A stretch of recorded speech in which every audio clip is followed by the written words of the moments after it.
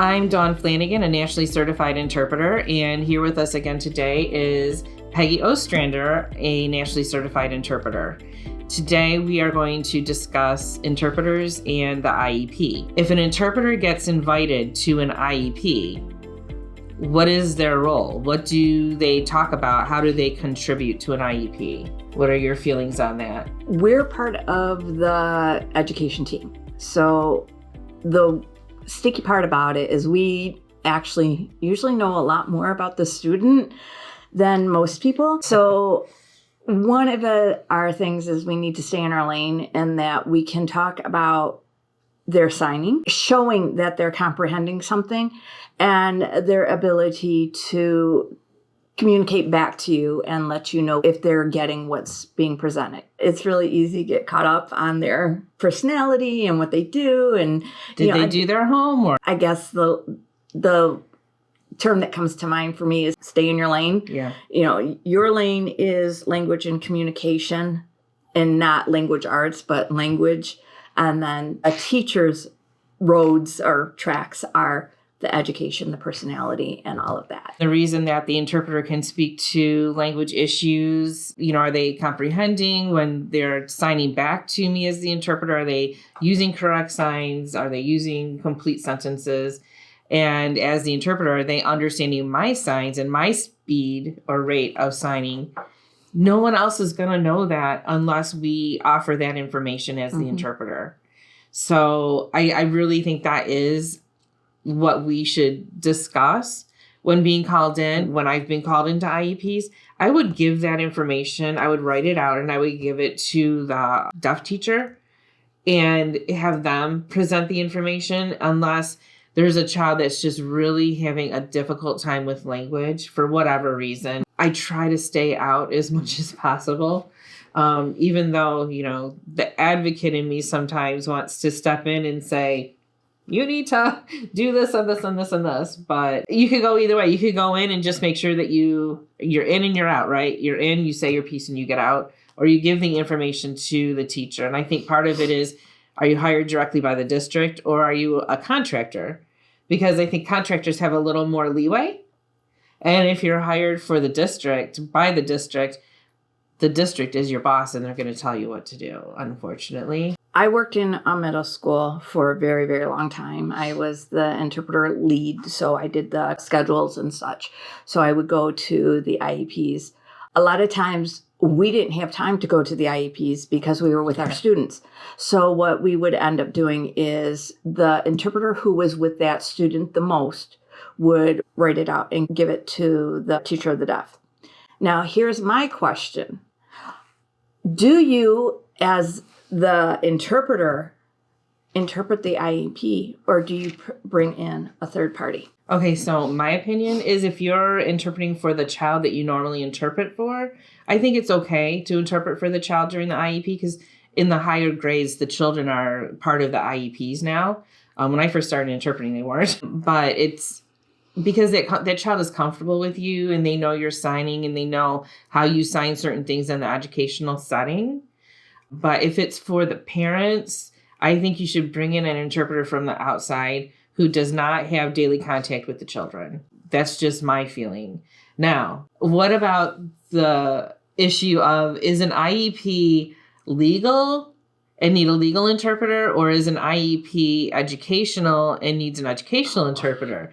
That's like probably the biggest question in the entire United States. Yes, because technically, if you look at an IEP, it is a legal binding document. And a lot of the people who are doing the workshops right now are really advocating to have a legal interpreter involved with this because, again, it is a legal entity in itself. But we look at what we're doing in that legal situation, and it's an education setting. Yeah. We're looking at this from an education perspective and not a legal perspective in that setting. The document, yes, the document is the legal aspect, but that setting is still education. So we have to match. We've always been taught we match the situation, and I'm probably going to get, probably hear a lot of people saying, but we need to have the legal person in there. And again, this is my personal opinion, right or wrong. I do feel that we need to have the education interpreter in there because they know the setting, they know the staff, they know the principal, they know the special education. They know the terminology. They know the wording. They know what they're talking about. They know what, a 504 is. They know what these numbers, and they know what questions to ask if they're not sure, if they're referring to a 504. Well, what is that? They know what's going on in this situation. They have that experience. Well, and I agree with you because, legal interpreters, they take their CEUs on legal jargon, courtroom etiquette, the laws pertaining to privacy with a client, and all of these things. In an IEP, that legal jargon really does not exist. The IEP has jargon that is specific to the educational setting. And so if we go back to what I was taught in my IEP, 1,000 years ago, you match yourself or the interpreter that you're supervising to the situation, right? So an educational interpreter or someone who's worked in education or has taken CEUs in educational interpreting is probably a better match and will have a better communication flow. It will be more effective, right? The ADA says you have to be effective and appropriate for the situation, and you have to understand the vocabulary of the situation. I'm surmising, of course, but an educational interpreter, someone who's had all that knowledge, they're going to bring the tool belt or that toolbox that they really need for that situation for it to be a good flow. Because what if, they're talking about a CA60 and the deaf parent says, I don't understand, CA60 what? You can just like as an off say, oh, there's student file. You can say, or I'm going to sign it this way. It's a CA60. So I don't think that a legal interpreter is going to know that kind of information. And I think that they're going to be a detriment in the IEP process because the goal of the IEP is the success of the student, whether it's a behavior plan, whether it's, how to do the testing, or even the compliments that you are supposed to give, the strengths of the student. There's nothing legal about that stuff. It's a binding document because it says the school has to do what everyone in the education team has agreed to. Use interpreters, take tests in another room so they can take more time, all of these things. But there's no legalese in it. Right.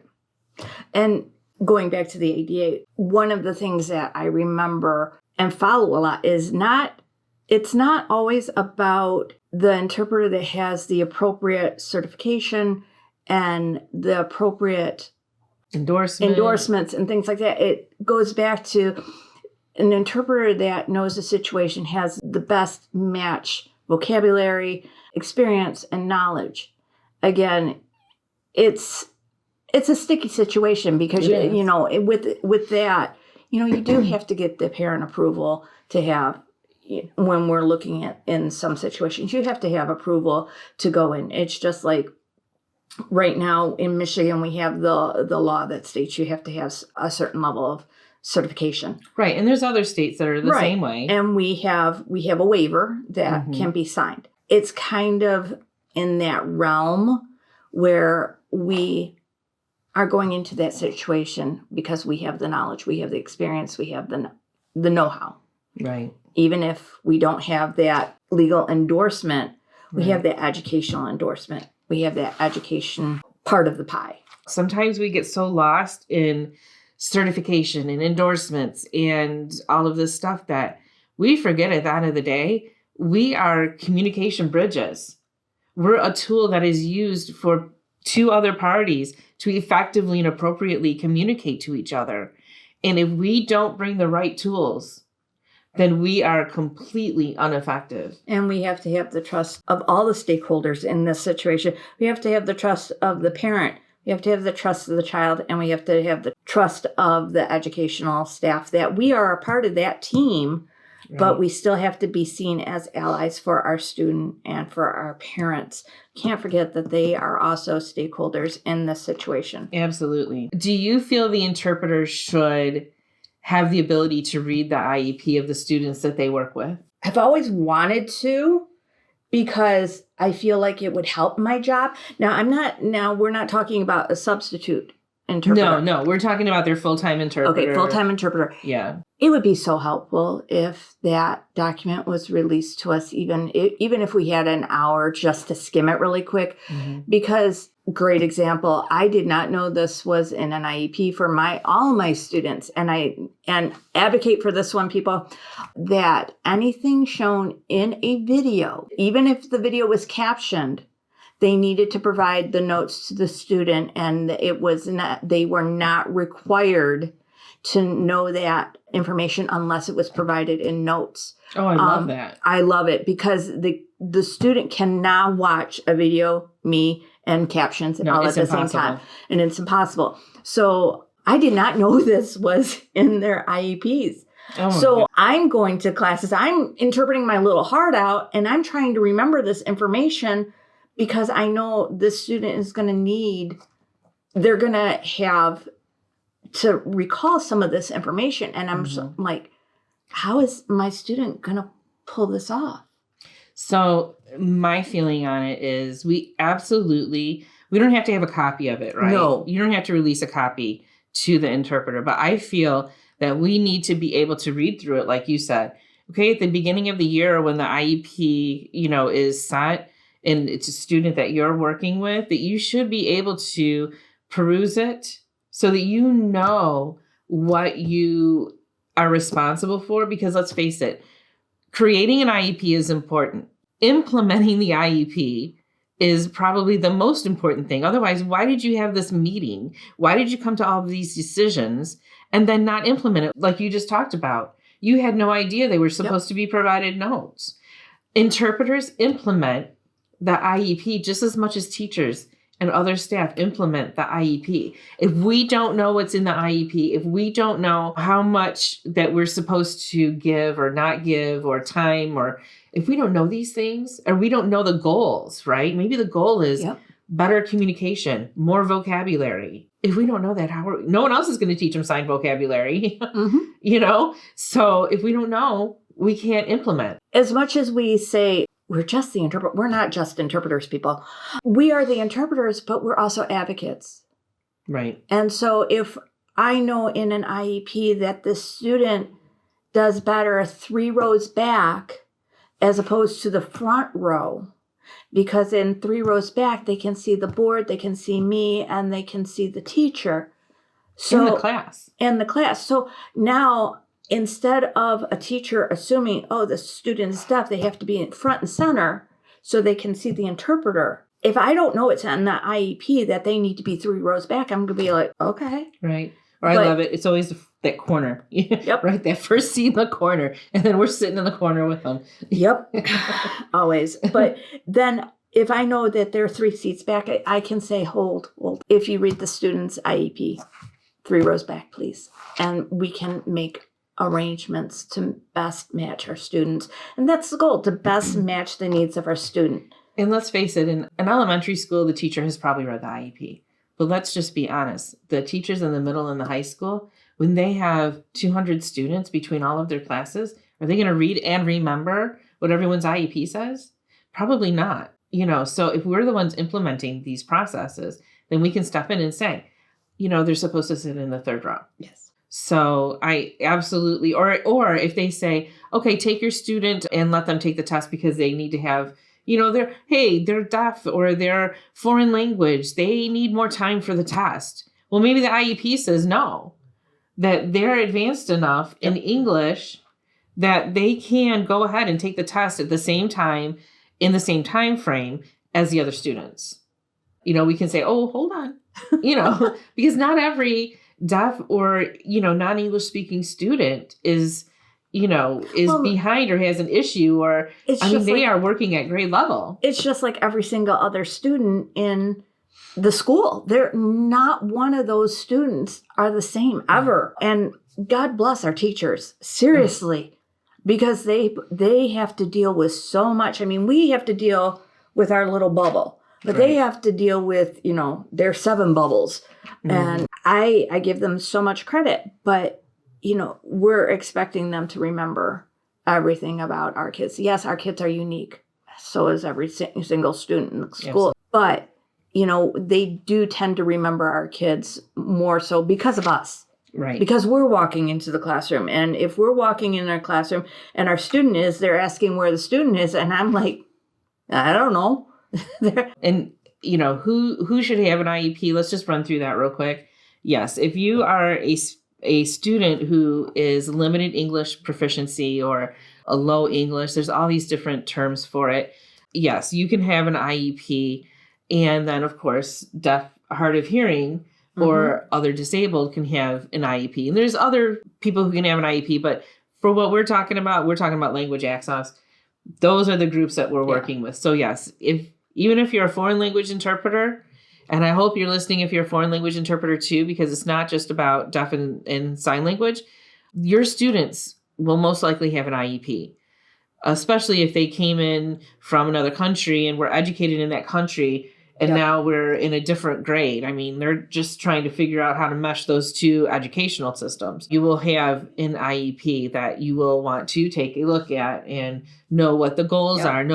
And, even knowing the strengths of the student that I'm working with is great, because let's face it, they're kids, right? At the end of the day, they've only been on this planet for, 8 to 17, 18 years. If they can get away with something, they're going to try and get away with it, And, no, I don't know how to do that. Well, I read that your strengths are. So not only is it a way to positively impact that student by complimenting them, right? Well, I know your strength is, but then kind of let them know in a subtle way, hey, you're not going to get away with that with me. Well, it also lets the interpreter, a sign language interpreter or deaf interpreter know, when do you take a back seat?